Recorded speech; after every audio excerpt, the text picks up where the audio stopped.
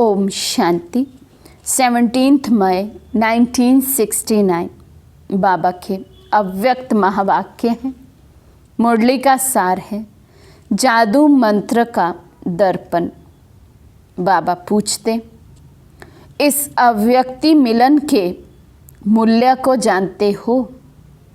बाबा से अव्यक्त मिलन हम मनाते हैं, लेकिन बाबा कहते हैं उसका मूल्य जानते हैं? कॉस्ट क्या पड़ती है, क्या कॉस्ट चुकानी पड़ती है हमें, तो हम बाबा से अव्यक्त मिलन मना सकते हैं।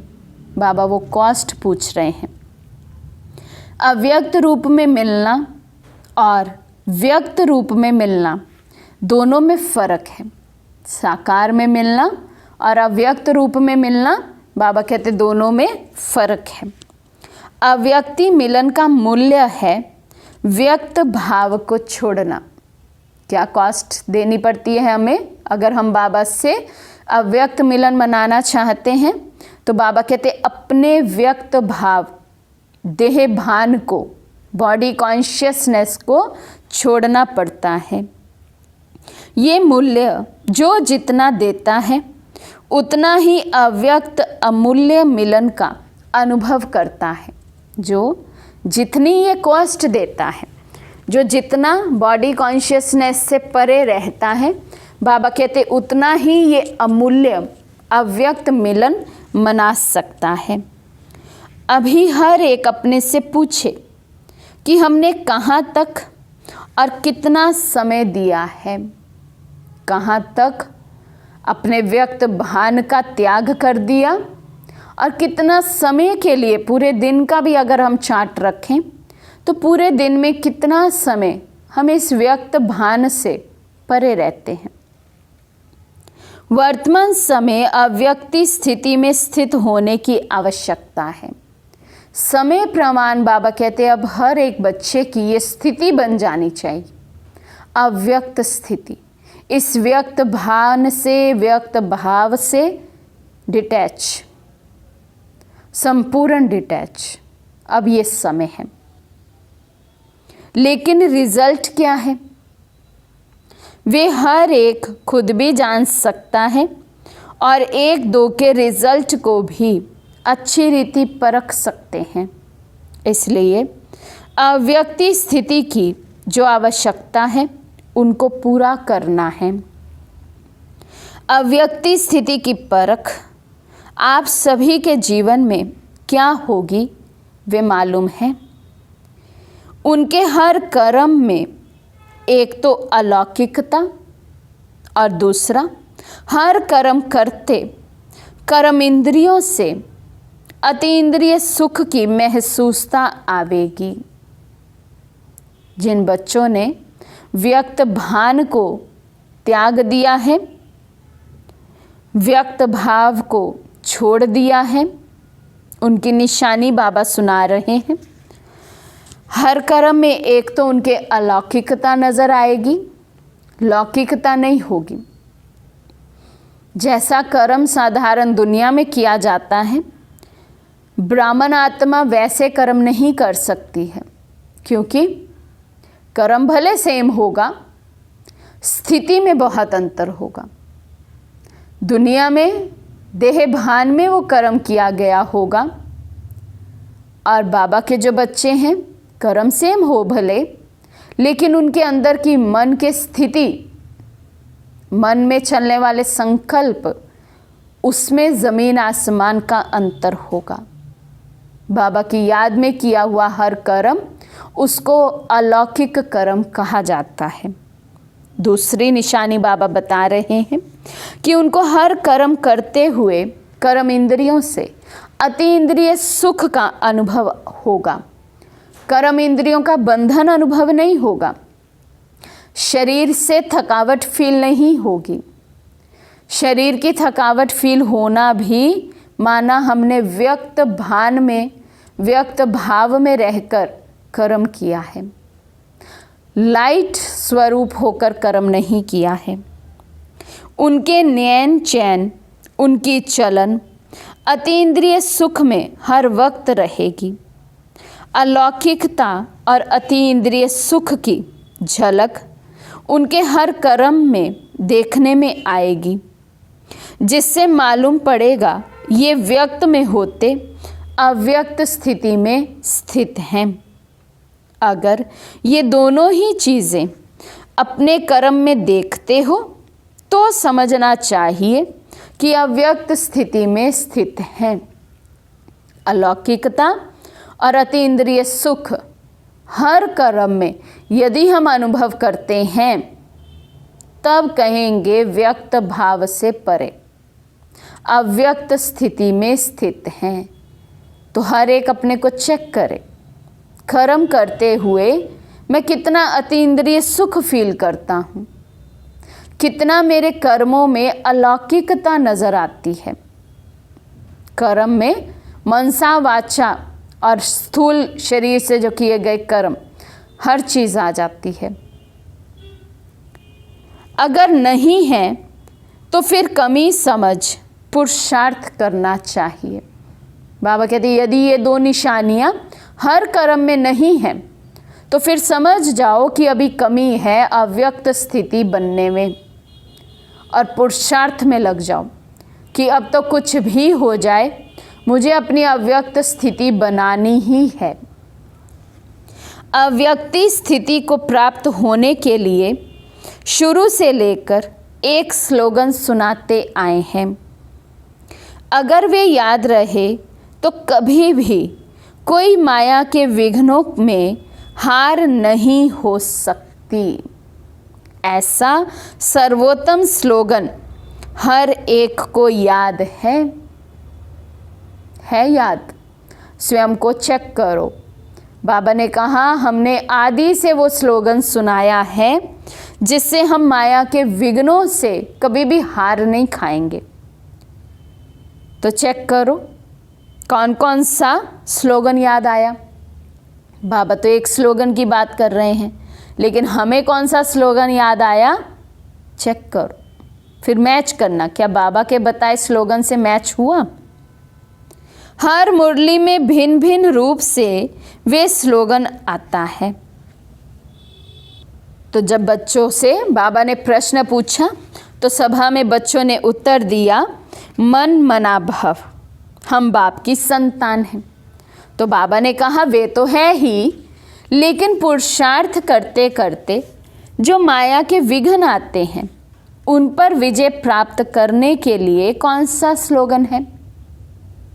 मन मना भव। ये स्लोगन भी बाबा कहते वो स्लोगन नहीं है जिस स्लोगन की बाबा बात कर रहे हैं कि माया के विघ्नों से पार हो जाएंगे यदि वो स्लोगन याद रहे तो बाबा कहते स्वर्ग का स्वराज्य हमारा जन्म सिद्ध अधिकार है, और संगम के समय बाप का खजाना जन्म सिद्ध अधिकार है। कौन सा स्लोगन? बाबा कहते स्वर्ग के लिए याद रखो कि स्वर्ग का स्वराज्य हमारा जन्म सिद्ध अधिकार है, और संगम के समय में बाप जो खजाने दे रहे हैं उन सर्व खजानों पर मेरा जन्म सिद्ध अधिकार है। ये स्लोगन भूल गए हो, अधिकार भूल गए हो तो क्या होगा? जन्म सिद्ध अधिकार है ना, जब से बाबा के बने हैं, जब पहली बारी निश्चय बुद्धि हो मेरा बाबा कहा, उस दिन बाबा के हम बन गए, और उसी दिन से स्वराज्य अधिकारी सो विश्व राज्य अधिकारी ये अधिकार रूप में मुझे मिल गया। अभी बाप द्वारा मिलने वाला हर खजाना उसका मैं अधिकारी हूँ, और भविष्य में स्वर्ग की बादशाही का राज्य अधिकार उसका मैं अधिकारी हूँ। तो बाबा कहते ये स्लोगन ही भूल जाते हैं तो क्या होगा? हम किस किस चीज़ के अधिकारी हैं वह जानते हो, लेकिन ये सभी चीज़ें हमारा जन्म सिद्ध अधिकार है। जब अपने को अधिकारी समझेंगे तो माया के अधीन नहीं होंगे। अधीन होने से बचने के लिए अपने को अधिकारी समझना है। अधीनता अधिकार से समाप्त हो जाती है। माया के अधीन तब तक रहेंगे जब तक अधिकार याद नहीं है और अधिकार का नशा नहीं है। पहले संगम युग के सुख के अधिकारी हैं और फिर भविष्य में स्वर्ग के सुखों के अधिकारी हैं। पहले पहले बाबा कहते संगम युग के सुख के अधिकारी हैं। अब जिसने संगम युग के सुख का अधिकार ही प्राप्त नहीं किया या उन सुखों को फील नहीं किया सदा काल के लिए, तो स्वर्ग की बादशाही का जो अधिकार है उसको भी फील नहीं कर पाएंगे। तो अपना अधिकार भूलो नहीं। जब अपना अधिकार भूल जाते हो तब कोई ना कोई बात के अधीन होते हो, और जो पर अधीन होते हैं वे कभी भी सुखी नहीं रह सकते हैं।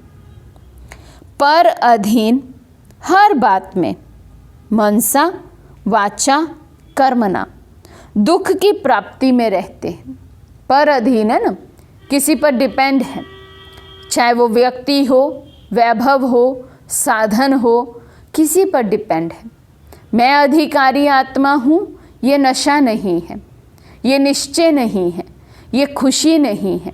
इसलिए बाबा कहते हैं ऐसी आत्माएं मनसा वाचा कर्मणा दुख को फील करती है। और जो अधिकारी हैं वे अधिकार के नशे और खुशी में रहते हैं, और खुशी के कारण सुखों की संपत्ति उन्हों के गले में माला के रूप में पहनी हुई होती है। बाबा कहते सतयुगी सुखों का पता है। सतयुग में खिलौने कैसे होते हैं? बाबा कहते वहाँ रत्नों से खेलेंगे। आप लोगों ने सतयुगी सुखों की लिस्ट और कलयुगी दुखों की लिस्ट तो लगाई है, लेकिन संगम के सुखों की लिस्ट बनाएंगे तो इससे भी 2 गुने हो जाएंगे।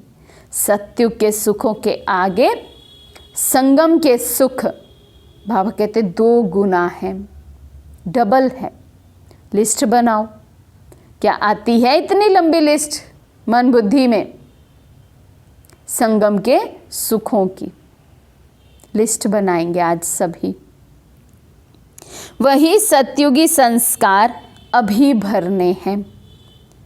जैसे छोटे बच्चे सारा दिन खेल में ही मस्त होते हैं, कोई भी बात का फिक्र नहीं होता है, इसी रीति हर वक्त सुखों की लिस्ट, रत्नों की लिस्ट बुद्धि में दौड़ाते रहें अथवा इन सुखों रूपी रत्नों से खेलते रहो तो कभी भी ड्रामा के खेल में हार ना हो। मन बुद्धि से बाबा कहते सुखों की लिस्ट और रत्नों की लिस्ट से खेलते रहो। याद करते रहो संगम युग पे कौन से सुख मिले हैं। ज्ञान रतन जोन से बटोरे हुए हैं अपने पास अधिकार रूप में, उनका मनन चिंतन करते रहो। बाबा कहते जब बुद्धि को ऐसे सुखों की लिस्ट और रत्नों की लिस्ट के खेल पाल में बिजी रखेंगे तो किसी भी बात का कोई फिक्र नहीं होगा। ड्रामा का कोई कैसा भी सीन आए हमारी अवस्था ऊपर नीचे नहीं होगी। अभी तो कहाँ कहाँ हार भी हो जाती है। बाप दादा का स्नेह बच्चों से कितना है। बाप दादा का स्नेह अविनाशी है और बच्चों का स्नेह कभी कैसा रहता है, एक रस नहीं है। बाबा का स्नेह बच्चों से एक रस है, अविनाशी है, सदा रहता है। चाहे बच्चे भक्ति मार्ग में क्यों ना चले जाएं, वहाँ पर भी बाबा का स्नेह रहता है। इसलिए भक्ति में भी हमारा ख्याल रखते हैं बाबा, हमारी इच्छाएं पूरी करते हैं। बाबा कहते हैं यहाँ पर बच्चे बाप को जान भी लेते हैं, पहचान भी लेते हैं, स्नेह भी सबका है, लेकिन वो स्नेह फ्लक्चुएट होता रहता है, ऊपर नीचे होता रहता है। ये नहीं होना चाहिए, एक रस होना चाहिए। कभी तो बहुत स्नेह मूर्त देखने में आते हैं, कभी स्नेह की मूर्ति के बजाय कौन सी मूर्ति दिखाई पड़ती है? बाबा पूछ रहे हैं। कभी तो बच्चे स्नेह मूर्त लगते हैं बाबा को, और कभी बच्चे कौन सी मूर्त लगते होंगे? वह तो स्नेही है, वह तो फिर संकटमयी है। कैसे कैसे हम बच्चों के मन के भाव सारा दिन बदली होते रहते हैं, और उन मन के भाव को बाबा देखते रहते हैं। तो बाबा को कैसा लगता होगा? कभी कभी बच्चे स्नेह मूर्त हैं, स्नेहमयी बन गए, बाबा के स्नेह में खोए हुए, डूबे हुए, और कभी कभी संकटमय, बस थोड़ी सी माया आई, परीक्षा आई तो संकटमय हो जाते हैं। अपने मूर्त को देखने के लिए अपने पास क्या रखना चाहिए? मूर्त या सूरत देखने के लिए बाबा कहते क्या रखना चाहिए? दर्पण। दर्पण हर एक के पास है। अब बाबा स्थूल दर्पण की तो बात नहीं कर रहे हैं, तो कौन से दर्पण की बाबा बात कर रहे हैं? बाबा कहते अगर दर्पण होगा तो अपना मुखड़ा देखते रहेंगे, और देखने से जो भी कमी होगी उसको भरते रहेंगे। अगर दर्पण ही नहीं होगा तो कमी को भर नहीं सकेंगे।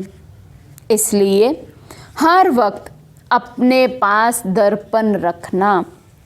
लेकिन ये दर्पण ऐसा है जो आप समझेंगे कि हमारे पास है, परंतु बीच बीच में गायब भी हो जाता है। जादू मंत्र का दर्पण है, 1 सेकंड में गायब हो जाता है। दर्पण कैसे अविनाशी कायम रह सकता है? बाबा पूछ रहे हैं। बाबा कहते हैं जादू मंत्र का दर्पण है, 1 सेकंड में गुम हो जाता है, लेकिन यदि कोई बच्चा इसको अविनाशी कायम रखना चाहे तो वो कैसे रहेगा? उसके लिए मुख्य क्वालिफिकेशन कौन सी होनी चाहिए? जो अर्पणमय होगा उनके पास दर्पण रहेगा। बाबा युक्ति बता रहे हैं, जो बच्चा जितना मन बुद्धि से, दूसरे शब्दों में कहें मनसा वाचा कर्मणा से, तन मन धन से अर्पणमय होगा बाबा के आगे, संपूर्ण सरेंडर, मन बुद्धि भी बाबा की, बाबा चलाए, उन्हीं के पास ये दर्पण अविनाशी रहेगा। अर्पण नहीं तो दर्पण भी अविनाशी नहीं रह सकता, और दर्पण नहीं होगा माना अपनी चेकिंग करनी भी नहीं आएगी। चेकिंग करनी नहीं आएगी तो ऊपर ऊपर से चेकिंग करेंगे और सोचेंगे हाँ हम तो बिल्कुल ठीक है, एक्यूरेट चल रहे हैं, जो समय प्रमाण होना चाहिए वैसा ही कर रहे हैं। लेकिन बाबा कहते जो अर्पणमय होंगे, जिन्होंने मन बुद्धि भी बाबा के आगे समर्पित कर दी होगी, अर्पण कर दी होगी, उनको तुरंत टचिंग होगी, ये कार्य हमसे श्रीमत के विरुद्ध हुआ है। इस समय प्रमाण हमारा कर्तव्य ऐसा बनता है, सब कुछ चेकिंग होती रहेगी, चेकिंग होगी, चेंज करते रहेंगे, परफेक्ट बन जाएंगे। बाबा कहते अर्पण नहीं तो दर्पण भी अविनाशी नहीं रह सकता। दर्पण रखने के लिए पहले अपने को पूरा अर्पण करना पड़ेगा, जिसको दूसरे शब्दों में सर्वस्व त्यागी कहते हैं। सब कुछ बाबा का, मेरा कुछ भी नहीं।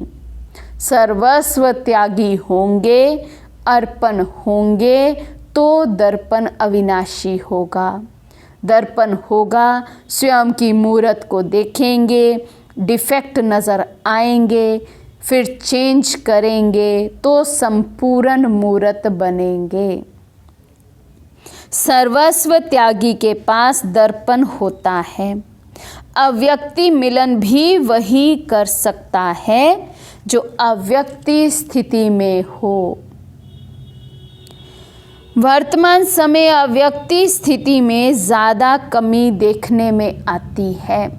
व्यक्त भाव में रहते हैं, देह के भान में रहते हैं, देह के भाव में अधिक समय रहते हैं। बाबा ने रिजल्ट सुनाई हम बच्चों की। बाबा कहते अव्यक्त भाव में कम आते हैं।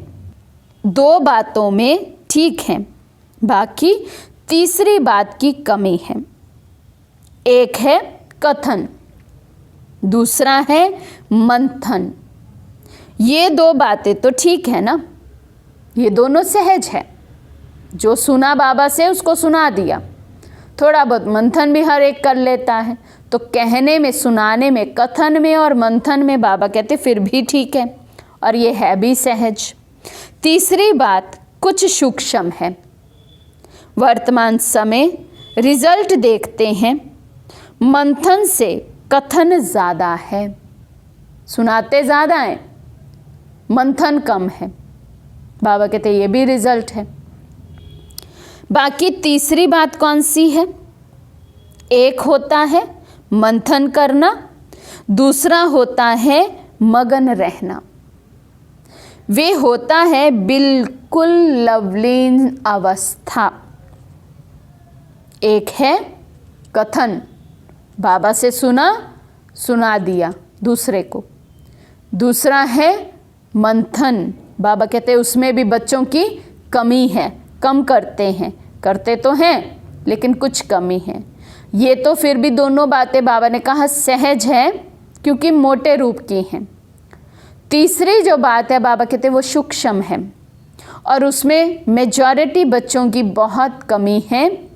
वो है मगन अवस्था। मगन वो होगा जो मंथन करेगा।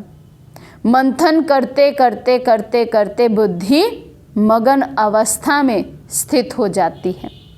लवलीन अवस्था में मन स्थिर हो जाता है।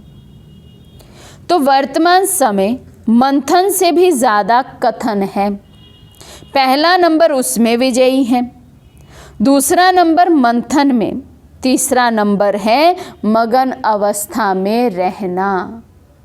1-2 सेकंड के लिए नहीं, 1-2 घंटे के लिए नहीं, सदा काल के लिए मगन अवस्था में रहना।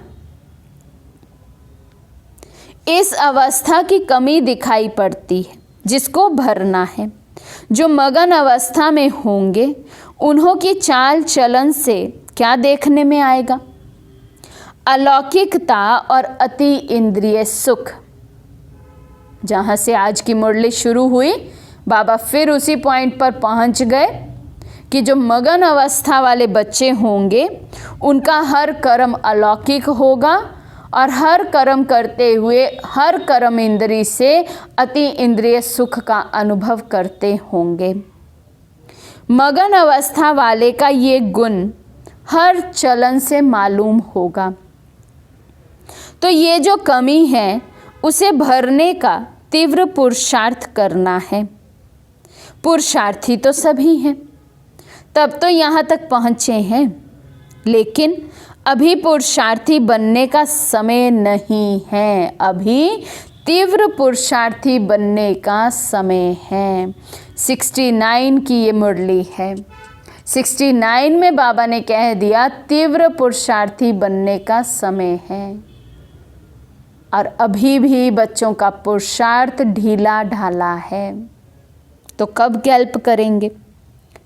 बाबा कहते बनना है तीव्र पुरुषार्थी, और बनेंगे पुरुषार्थी तो क्या होगा? मंजिल से दूर रह जाएंगे।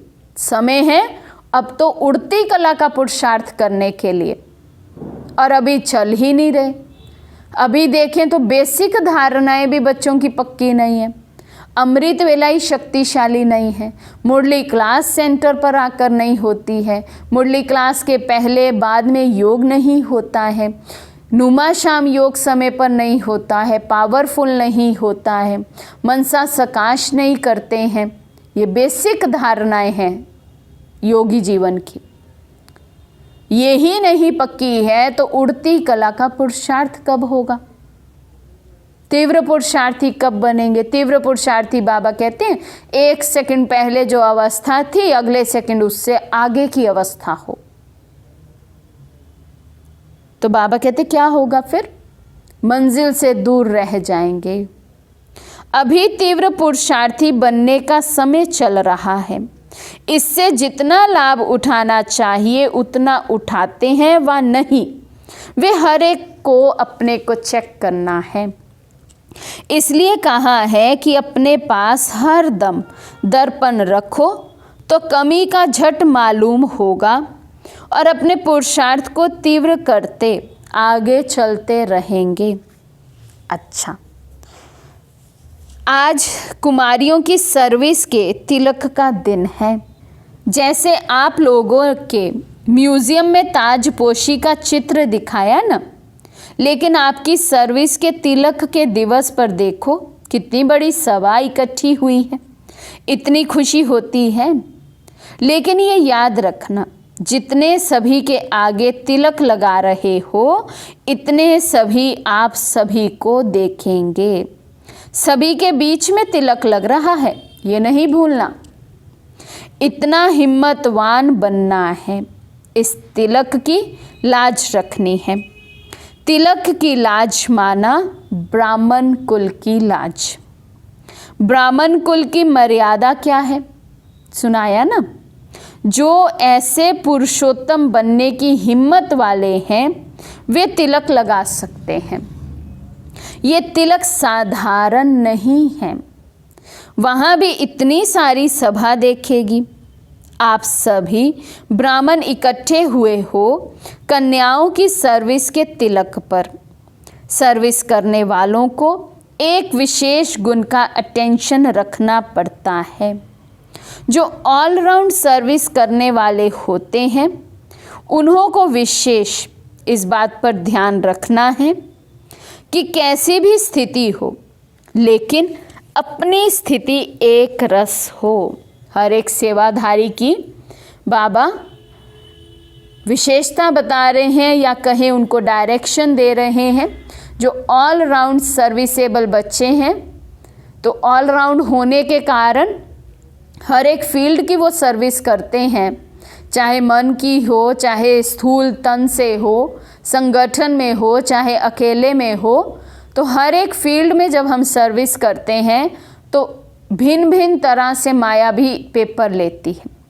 तो बाबा कहते चाहे कुछ भी हो जाए लेकिन जो ऑल राउंड सर्विसेबल बच्चे हैं उनकी स्थिति एक रस होनी चाहिए, तब ऑल राउंड सर्विस की सफलता मिलेगी। दूसरा नंबर, ट्रेनिंग क्लास जिन कुमारियों का चलना है उन सभी को बाप दादा ने टीका दे मुख मीठा कराया और बोले, आज सभी के नैनों द्वारा मुलाकात कर ली। दूर होते हुए भी यथा योग्य यथा शक्ति बाप दादा के नज़दीक है ही।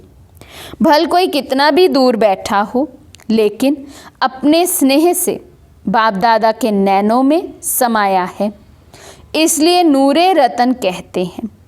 नूरे रत्नों से आज नैनों की मुलाकात कर रहे हैं। एक दो से सभी प्रिय हैं। साकार में समय प्रति समय बच्चों को ये सूचना तो मिलती ही रही है कि ऐसा समय आएगा जो सिर्फ दूर से ही मुलाकात हो सकेगी। अब ऐसा समय देख रहे हैं। सभी की दिल होती है और बाप दादा की भी दिल होती है, लेकिन वे समय अब बदल रहा है। समय के साथ वे मिलन का सौभाग्य भी अब नहीं रहा है, इसलिए अब अव्यक्ति रूप से ही सभा से मुलाकात कर रहे हैं। अच्छा, सभी को नमस्ते और विदाई। तो आज बाबा ने विशेष हमें हमारे अधिकार याद दिलाए। तो बाबा ने कहा स्वर्ग का स्वराज्य हमारा जन्म सिद्ध अधिकार है और संगम के समय बाप का खजाना हमारा जन्म सिद्ध अधिकार है। बाबा ने कहा ये स्लोगन हमें सदा याद रहे तो पर अधीनता खत्म हो जाए। माया के विघ्नों से हम कभी हारेंगे नहीं, सदा विजयी रहेंगे। इसलिए हमें सदा ही अपने इन अधिकारों को याद रखना है। दूसरा बाबा ने कहा, 3 बातें याद दिलाई, कथन, मंथन और मगन। उसकी रिजल्ट बाबा ने सुनाई तो कहा, कथन में तो नंबर 1 है सभी आत्माएं, सुनाने में सब तेज हो गए हैं, बाबा से सुनते हैं और झट सुनाने लगते हैं। मंथन बाबा कहते कम होता है, और मगन अवस्था उसमें तो बाबा ने कहा अभी बहुत पीछे हैं। तो यदि मगन अवस्था नहीं होगी, लवलीन अवस्था नहीं होगी, तो बाबा कहते फिर पीछे रह जाएंगे, क्योंकि ना उनके कर्मों में अलौकिकता नजर आएगी, ना उन्हें अति इंद्रिय सुख का अनुभव होगा। विशेष बाबा ने पुरुषार्थ की स्पीड पर भी अटेंशन खिंचवाया। अभी उस समय के अकॉर्डिंग 69 में बाबा ने कहा तीव्र पुरुषार्थ करने का समय अब चल रहा है। तो जिस तरह का समय चल रहा होता है, बाप दादा वरदान देते हैं उस समय को। जैसे ये मुरली 69 में बाबा ने चलाई और बाबा ने उस समय कहा कि अब तीव्र पुरुषार्थ करने का समय है, तो बाबा ने समय को वरदान दे दिया। इसीलिए बाबा ने बाद में कहा कि इसका लाभ जो उठाना चाहे वो उठा सकता है। तो समय को वरदान मिल जाता है। तो यदि हम थोड़ी मेहनत करें, थोड़ा अपने पर अटेंशन दें, वो समय को मिला हुआ वरदान हमें फलीभूत हो जाता है।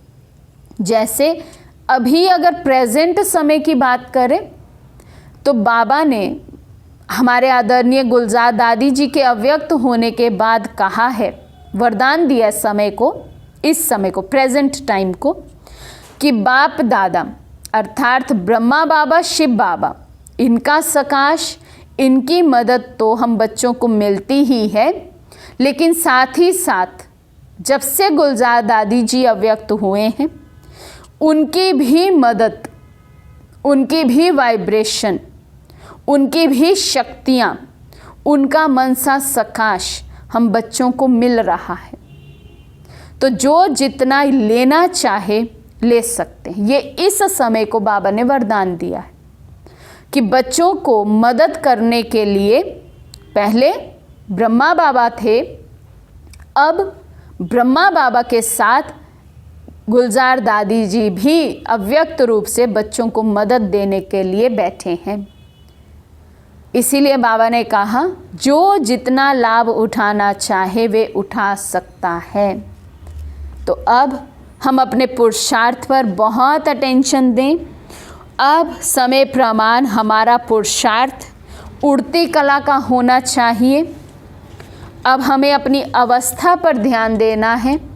हमारी अवस्था बननी चाहिए ऊंची, अव्यक्त अवस्था। अव्यक्त स्थिति होगी तभी अव्यक्त मिलन बाबा से मना सकेंगे। और अब तो अव्यक्त में भी अव्यक्त मिलन का ये समय चल रहा है, क्योंकि ये अंतिम समय है और जो अंतिम रथ बाबा का था वो भी अब अव्यक्त हुए। इसलिए इस समय को डबल वरदान है, उस वरदान को हम यूज़ करें, स्मृति में रखें और उससे सिद्धि स्वरूप बनते रहें। अच्छा, ओम शांति।